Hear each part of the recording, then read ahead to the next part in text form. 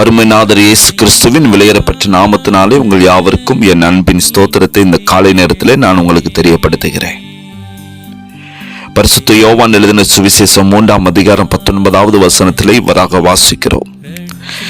ஒளியானது உலகத்திலே வந்திருந்தும் மனுஷருடைய கிரியைகள் பொல்லாதவைகளாயிருக்கிறபடினால் அவர்கள் ஒளியை பார்க்கிலும் இருளை விரும்புகிறதே அந்த ஆக்கினை தீர்ப்புக்கு காரணமாக இருக்கிறது என்று சொல்லி நாம் இங்கே வாசிக்கின்றோம்.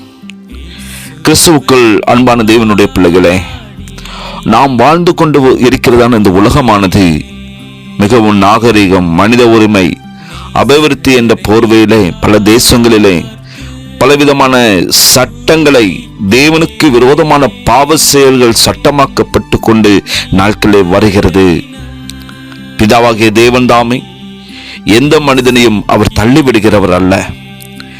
இந்த உலக தோற்றம் முதல் வாழ்ந்த மனிதர்கள் தம்மண்ணே வந்து நித்திய வாழ்வை பெற வேண்டும் என்பதே அவருடைய நோக்கமும் சித்தமுமாய் காணப்படுகிறது.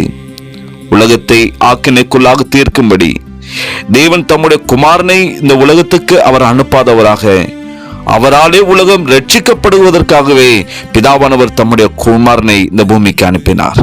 ஆனால் திராட்சை செடியில ஒட்டப்படாத கொடிகள் உலர்ந்து போவதை போல இந்நாட்களில் இயேசு இல்லாமல் வாழ்பவனுடைய வாழ்க்கையும் உலர்ந்து போய்விடுகிறது.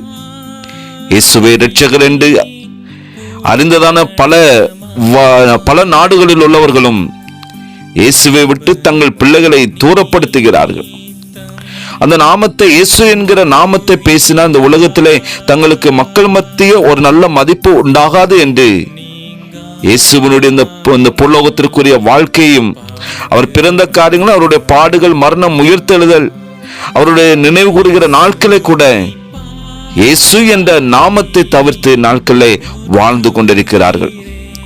இவருடைய இருதயத்தின் நினைவுகளும் அவருடைய கிரியைகளும் பொல்லாததாக காணப்படுவதே இதற்கு காரணம் என்று இயேசு கூறியிருக்கிறார். இப்படிப்பட்டவர்களே இவர்கள் அந்த காலத்தின் கிரியைகளையும் கண்டு நாம் ஒரு நாளும் சோர்ந்து போய்விடக்கூடாது. இயேசுவை பற்றி கொண்டு நமக்கு கொடுக்கப்பட்டுள்ள பொறுப்பை நாம் பொறுமையாக நிறைவேற்ற வேண்டும் என்று சொல்லி பரிசுத்த ஆவியானவர் வாஞ்சிக்கிறார். கிறிஸ்துவுக்குள் அன்பானவர்களே, இந்த உலகமானது இப்படிதான் போய்கொண்டிருக்கிறது. பாவத்திலே வாழ்ந்து கொண்டிருக்கிறார்கள் மனிதர்கள். பாவ செயல்கள் இந்த பூமியிலே நடைபெற்று கொண்டிருக்கிறது.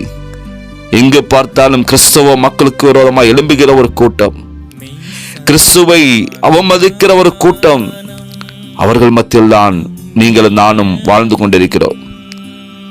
என்னதான் எதிர்ப்புகள், பிரச்சனைகள் வந்தாலும் நம்முடைய வாழ்க்கையில இயேசுவை பற்றி கொண்டு அவருக்காக வாழ்கின்றதான பொழுது கர்த்தர் நம்ம இந்த பூமிக்குரிய வாழ்க்கையில அவர் நம்மை ஆசீர்வதித்து நம்மை உயர்த்துகிற தேவனாய் காணப்படுகிறார்.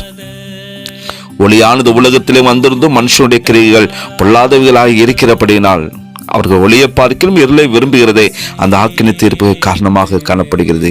இந்த உலகம் நாட்கள் இப்படிதான் போய்கொண்டிருக்கிறது. ஒளியாகிய இயேசுவை மறந்தவர்களாய் இருளை நோக்கி பயணிக்கிற ஒரு கூட்டம், இருளை நோக்கி பயணித்துக் கொண்டிருக்கின்ற தேசம், நம்முடைய தேசத்துக்காக நாம் திறப்பில் நின்று ஜெபிக்க வேண்டும். நம்முடைய தேசம் அழிவின் பாதையில போய்கொண்டிருக்கிறது. நம்முடைய தேசத்துக்காக திறப்பில் நின்று நாம் ஜெபிக்கவில்லை என்று சொன்னால் யார் ஜெபிப்பார்கள்? நாம் ஜெபிக்க வேண்டால் யார் நம்முடைய தேசத்துக்காக கண்ணீர் சிந்துவார்கள்? நம்முடைய ஜனங்களுக்காக நாம் திறப்பிலே நிற்க வேண்டியவில்லை என்றால் யார் நின்று ஜெபிப்பார்கள்? கிறிஸ்துவுக்குள் அன்பானவர்களே, ஒளியை பெற்றுக் கொண்டுதான நாமும் அந்த ஒளியின் இடத்திற்கு மற்ற ஜனங்களையும் அழைத்து கொண்டு வர வேண்டும். அதற்கு நாம் செய்ய வேண்டியது அழைத்து கொண்டிருக்கிற ஆத்துமாக்களுக்காக, பாவத்தை நோக்கி பயணித்துக் கொண்டிருக்கிற ஆத்துமாக்களுக்காக திறப்பிலே நின்று ஜெபிப்போம். அப்படிப்பட்ட கிருபைகளை இந்த நாளில் கர்த்தர் நமக்கு கொடுத்து நம்மை வழி நடத்துவார். ஜெபிக்கலாமா? எங்களை நேசிக்கிற அன்புள்ள நல்ல தகப்பனே, இந்த காலை வேளைக்காய் ஸ்தோத்திரிக்கிற ராஜா, இந்த உலகத்தில் நடக்கிறதான சகல விதமான விசுவாச துரோகமான செயல்களை நடப்பிக்கும் மனிதர்களின் வழிகளை நாங்கள் எழுப்புண்டு போய் விடாதபடிக்கு தகப்பனே ஒவ்வொருவரையும் நீர் காத்து கொள்ளும்படியா நாங்கள் ஜெபிக்கிற ஆண்டவரே. பாவம் நிறைந்த உலகம் அப்பா, மனிதர்கள் பலவிதமான வஞ்சனையான செயல்களை செயலாற்றி கொண்டிருக்கிற உலகம் ஆண்டவரே. இப்படிப்பட்ட நரகலான இந்த உலகத்திலிருந்து ஒவ்வொரு ஜனங்களையும் தேவன் பாதுகாத்துக் கொள்ளுவீராக. உடைய பிள்ளைகளை என் தேவன் என்று பாதுகாத்துக் கொள்ளும். தேசத்துல பெரிய ஒரு எழுப்புதல் உண்டாகட்டும். ஜனங்கள் ஒரு பெரிய மீட்பை பெற்றுக்கொள்ளட்டும். அந்த ஒளியின் இடத்துக்கு கடந்து வரத்தக்கதான ஒரு காரியத்தை தேவன் உண்டு பண்ணுவீராக. மெய்யான தேவன் என்று சொல்லி சகல ஜனங்களும் சகல ஜாதிகளும் அறிந்து கொள்ளத்தக்கதாய் தகப்பன் கிருபை செய்யுங்க. இயேசுவின் நாமத்தில் ஜெபிக்கிற நல்ல பிதாவே, ஆமென், ஆமென். இயேசுவை பாடி போற்றுகிறேன், நேசரை